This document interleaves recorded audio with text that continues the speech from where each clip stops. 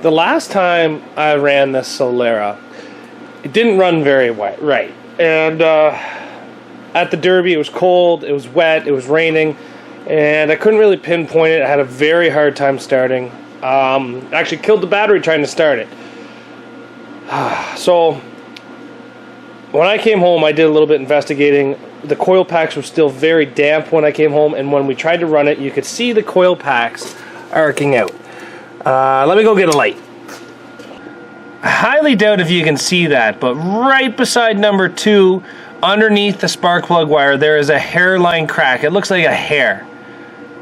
That is pretty much some of the issues.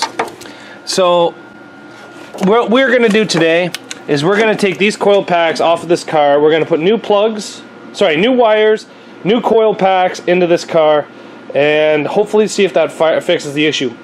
I have tried to start it inside the shop. Because the coil packs are not wet, they're not really running like crap. So I'm going to try to do something. I'm going to try to make this thing start and run, and I'm going to put water on them to show you guys it run bad.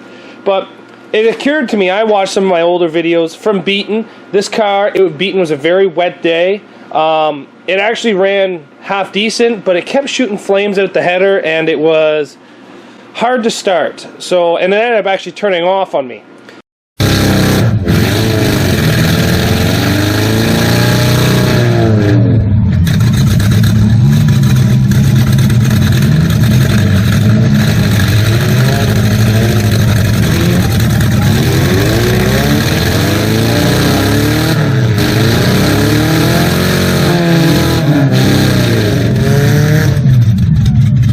So I'm kind of thinking the coil packs have been an issue on this since day one, because Beaton was a wet day. Owen Sound, when I ran it, was not a wet day, but the overflow from the radiator, I think, may have got the coil packs wet near the end of it. So there could be a couple reasons on why this thing has had issues. It ended up coming second in Beaton and winning Owen Sound, but Aurelia was not its Derby. So let's see if I can get this thing running, and we'll pour a little bit of water onto it and see what happens, see if it changes how it runs. The only water I have that really doesn't freeze is windshield washer fluid, so we're going to try a bit of that. And now, let's see if she'll start up today.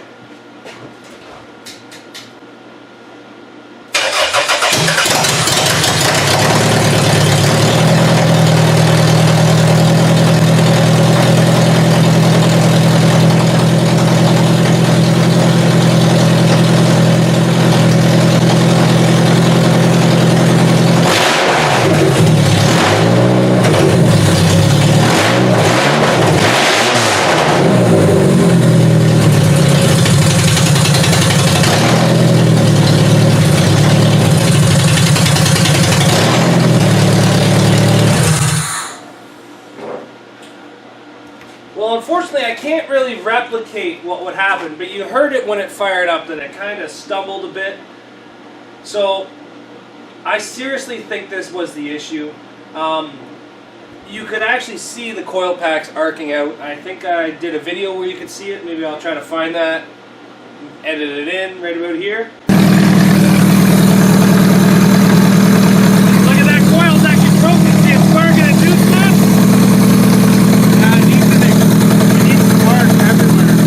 So the first thing I did was remove the thermostat housing. Well, it's not really the thermostat housing, coolant pipe housing. Thermostat's at the front. Anyway, what we're going to do now is, now that we're in there, I can get at them. Now these bolts are pretty rusty. We're just going to try to take them out. I did find coil packs, but they're not brand new. They are previously enjoyed. Now I've gone through them and I've wiped off all the dust looking for cracks and stuff like that, and I don't see any cracks. And if I took them off a car, that means that the car was running, and it was a good running car. So I think these are okay. I've checked them for cracks. I don't see any big issues.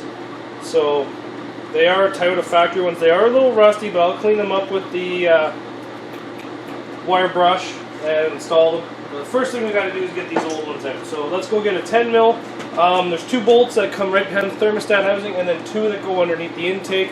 You can swap the whole backing plate off, or even just take the backing plate off and take a look at it, which I've done before. This is another set of coil packs I've saved, and as you can see, I've actually saved the whole backing plate. They are in very rough shape. I probably didn't know that they were that rough when I pulled them off, but I do not want to reuse these because of how rough they are. I think they'll just lead to more problems. And this one here actually looks like it's got a hairline crack as well. But that's what it looks like when you take off the whole backing plate. So we're just going to leave the backing plate on, take out the two 10mm bolts, holding each coil on, and that will pretty much be it. Hopefully we don't snap those bolts and have to actually take the backing plate off.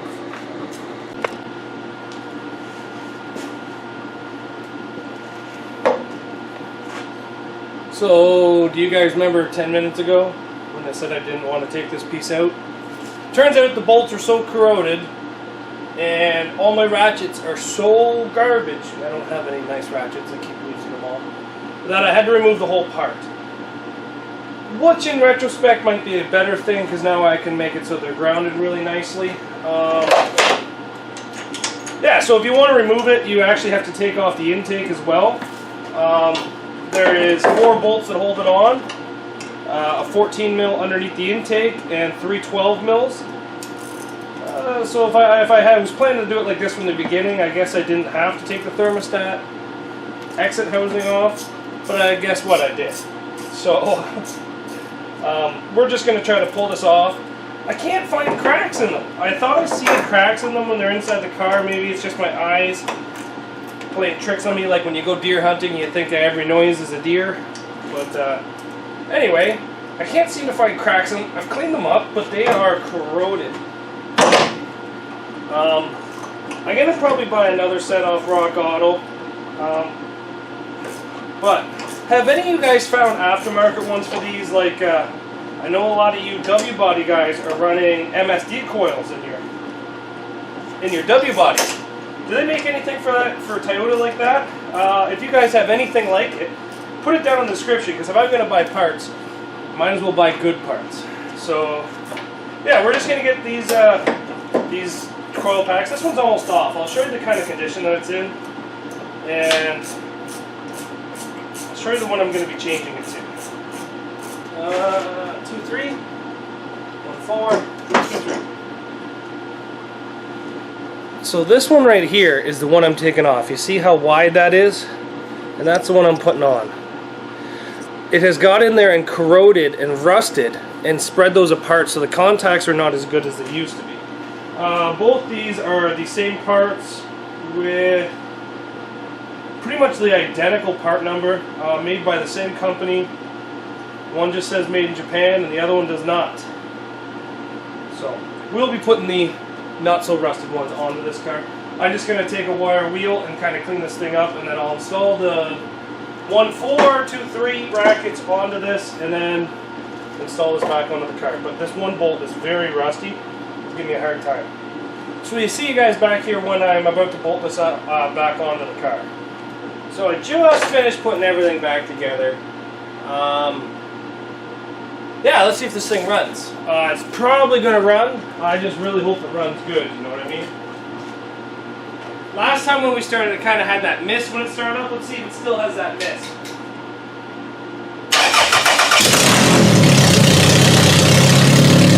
It sounds like it has the mist.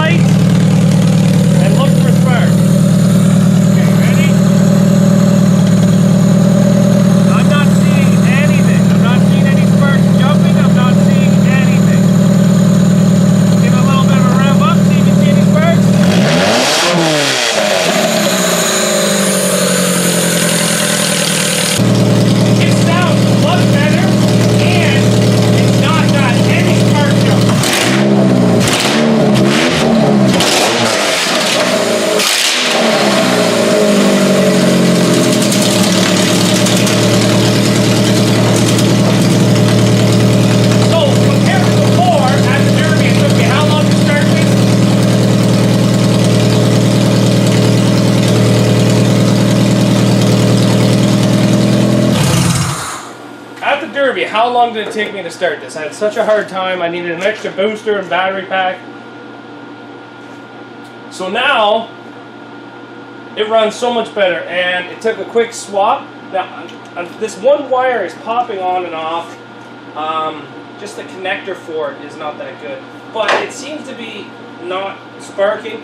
The simplest way to check if you're in a rush and it's not very light out and you want to see that everything's good with all your spark plugs, this is horrible advice, but this is the easiest way to find out if there's any spark jump. Touch your hand to the steel of the car, make sure you got a good ground, take your other hand and rub it around the coil packs, and if there's any spark jump, you'll feel it. That's how I found out originally at the Demolition Derby that this car had a coil pack spark jump. So, happy to say this car is done. So let's put this in perspective. This car went to the Demolition Derby. The Buick, the Oldsmobile, did not even make it onto the trailer. This car went out in the ring, barely ran. I found the issue before I even left the Derby because of the coil pack spark that jumped me. That car has been in the shop for 2 weeks. I've probably spent 12 hours working on it. I've thrown about $45 worth of parts at it, and it still runs just as bad now as it did the day before the Derby. Well, the day of the Derby. The day before, it ran fantastic. So this just goes to show you guys why I like Toyotas so much. They're so easy to work on. They're so easy to diagnose problems. They are simple cars. But this one's ready for the Derby again. And I don't know what we're going to do with that thing. I do want to say, I'm not wearing my shirt right now because most of mine are dirty, but Zacks Workshop t-shirts are still for sale. They are $15 a piece, plus shipping, but I do have a limited edition shirt coming in to celebrate the team show that I'm going to. It has the cars that I'm pretty sure were taken to the team show, plus all the numbers of the drivers that could be on the teams. Those are going to be a limited edition shirt, and I only have 50 of them. Limited sizes, I have everything from small to 3XL, so they'll be coming available very shortly. So if you guys are interested in those, please let me know, and I'll be sure to put them up for sale as soon as they come in. Thanks for watching, everybody. Have yourselves a great day, and thanks for watching.